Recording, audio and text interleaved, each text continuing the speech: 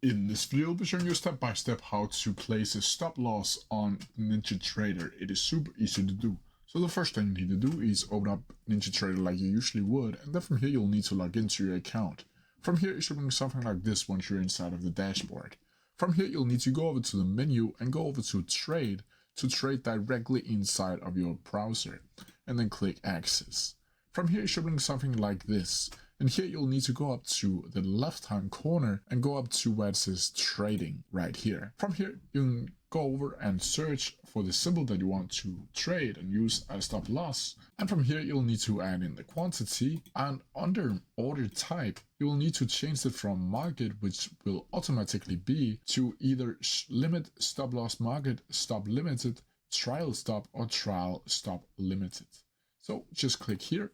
And then you can choose the price, the stop price, the order type, and the TIF and release, whether or not you want that on and off. So it will automatically sell for you. From here, you will simply need to click send and then click buy. From here, it should bring something like this. And because I'm trading on a weekend, it will not go through. But if this was any other day where the market will be opened, it should be going through. But that's how you do it. If you have any questions about it, please leave them down in the comments section below, and I'll try my best to answer them as quickly as possible.